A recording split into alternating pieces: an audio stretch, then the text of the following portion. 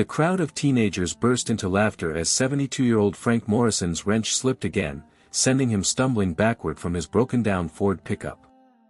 What they didn't know was that this trembling old man had once designed guidance systems for Apache helicopters in Afghanistan, and the mysterious phone call he'd received that morning would change everything.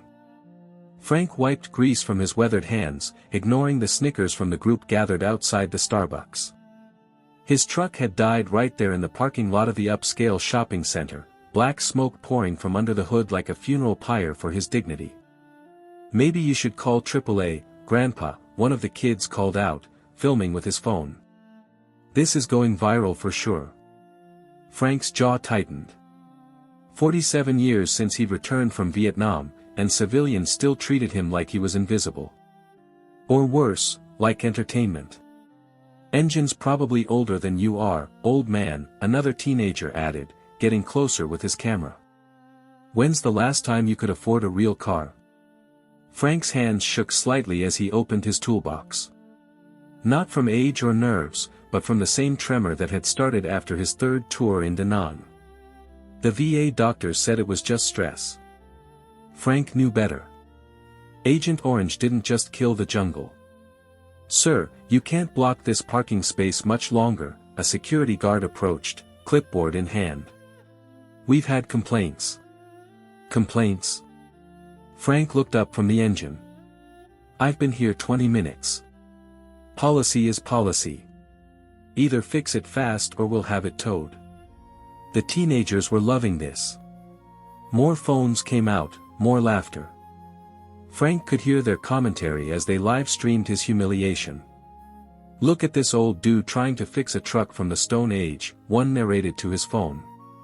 "Bet he doesn't even know what Bluetooth is." Frank almost smiled at that. If only they knew he'd spent 3 years developing wireless communication systems for military drones. But his discharge papers didn't matter here. His Purple Heart didn't matter here. All they saw was an old man in dirty clothes struggling with an ancient truck. "You know what your problem is?" A middle-aged woman in yoga pants stopped beside him, holding a coffee that probably cost more than Frank spent on groceries in a week. "You need to accept that some things are just too old to fix. Sometimes you have to let go and move on." Frank's knuckles whitened around his wrench. He'd heard those exact words from his ex-wife 3 years ago, right before she left him for a real estate developer who drove a BMW. "Maybe she's right, Pops," the security guard added. "I mean, what's the point? This thing's never gonna run like a real car anyway." The crowd was growing now. Shoppers slowing down to watch the spectacle. Phones recording. Comments getting meaner. "Someone should help him," a voice said from the back. "Why?" another replied. "Natural selection, man. If you can't afford a decent car, maybe you shouldn't be driving." Frank's chest tightened. The same feeling he'd had in Saigon when his unit was surrounded and command went silent. Alone. Abandoned. Forgotten. He was reaching for a different wrench when the low hum of an electric motor caught his attention. The crowd's laughter died abruptly. Frank looked up to see a sleek, silver vehicle unlike anything he'd ever seen pulling into the parking space next to his truck. The car was silent, futuristic, with curves that seemed to flow like liquid metal. Its windows were tinted so dark they looked like mirrors, and when it stopped, there wasn't even the tick of a cooling engine. "Is that a Tesla?" someone whispered. "Never seen one like that," another voice answered. The driver's door opened with a soft electronic sound, and a tall man in jeans and a black t-shirt stepped out. He looked to be in his early 50s, with close-cropped hair and intense eyes that took in the entire scene at once. Having some trouble, the man asked Frank, completely ignoring the crowd of onlookers. "Nothing I can't handle," Frank replied, though his voice betrayed his exhaustion. The stranger walked around Frank's truck, examining the engine with the practiced eye of someone who understood machinery. 1987 F-150. 300 cubic inch inline 6. These are actually pretty reliable if you know what you're doing. Frank was surprised. Not many people could identify the engine by sight anymore. The fuel pumped shot, the stranger continued, but that's not your main problem. You've got a cracked exhaust manifold. Been running rough for months, I'd guess. Frank stared at him. How did you know that without looking? Same way you probably knew the exact malfunction rate of AH-64 Apache targeting systems during Operation Enduring Freedom. The parking lot went completely silent. Frank felt his heart skip. I'm sorry, do we know each other? Frank asked carefully. We haven't met, but I know who you are, Frank Morrison. Retired Army, electronics specialist, 3 tours in Vietnam, 2 in Afghanistan. You hold 17 patents for guidance systems still used in military aircraft today. The teenagers had stopped filming. The security guard was staring. Even the yoga pants woman had gone quiet. You designed the targeting computer upgrade that saved my nephew's unit in Kandahar, the stranger continued. Lieutenant Jake Morrison. Ring a bell? Frank's wrench clattered to the ground. Jake. Jake's my grandson. But he said he never talked about me to his commanding officers. He didn't have to.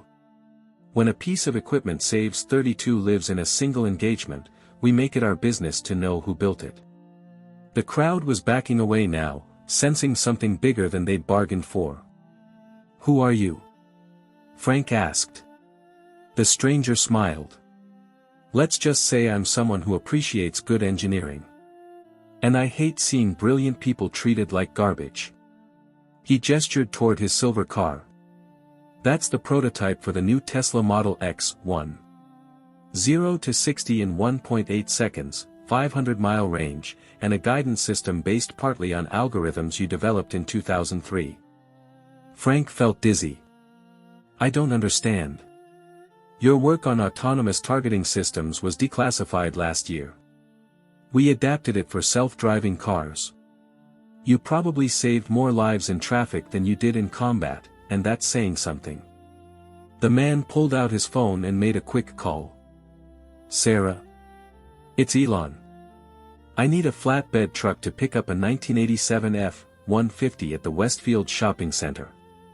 Full restoration. And schedule a meeting with our advanced systems team for tomorrow morning. Frank's legs nearly gave out.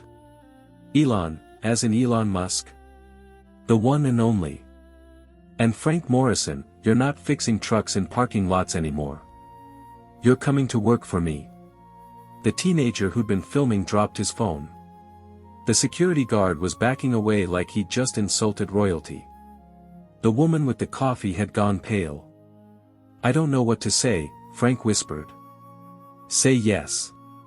We've got cities to make safer, and I need someone who understands real engineering.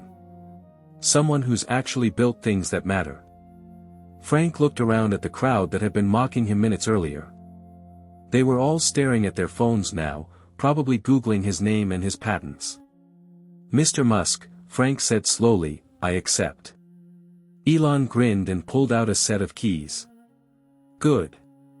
Take the prototype for a test drive. I think you'll find the steering is surprisingly responsive. As Frank slid behind the wheel of the most advanced car he'd ever seen, he caught sight of the teenagers in the mirror. They were no longer laughing. One was actually filming again, but this time the caption probably wasn't going to be making fun of the old man. The security guard approached nervously. Sir, about the parking space, there's no time limit for, consultants. Frank pressed the accelerator gently, and the Tesla moved forward with perfect silence.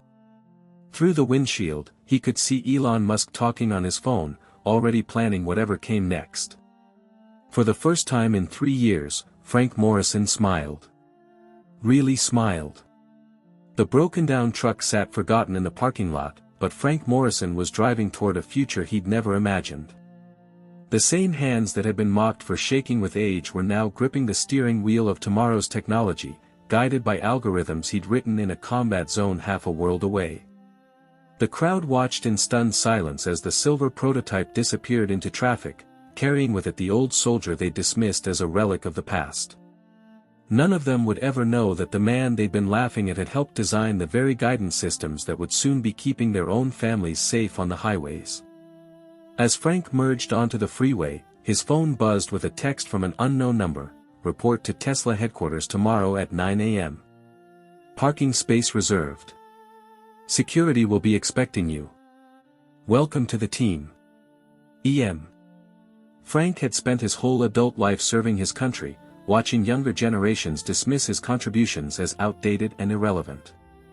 He'd been ready to fade away, to let his knowledge die with him in that parking lot. But sometimes the world surprises you. Sometimes the skills that made you valuable in war make you valuable in peace. Sometimes the same hands that built weapons to protect soldiers build systems to protect families. And sometimes, when you think you're invisible, someone who matters is actually watching. The Tesla's navigation system chimed softly, guiding him toward his new life with the same precision he'd once programmed into systems that guided missiles and drones. Frank Morrison had found his target at last, a second chance to matter. The kid with the camera was still standing in the parking lot when Frank's broken truck was loaded onto the flatbed. He'd stopped recording 20 minutes ago, but he kept staring at the spot where the old man had been laughed at, then lifted up, then driven away in a car worth more than most people's houses. His friends had scattered, embarrassed by their own cruelty, but he remained, watching the truck disappear toward whatever restoration awaited it. He was thinking about his own grandfather, who died last year, still talking about his time in Korea, still hoping someone would listen to his stories about fixing radios under enemy fire. The boy deleted the video he'd taken and walked slowly toward his car, finally understanding what he'd really witnessed: not an old man's humiliation, but a master's recognition.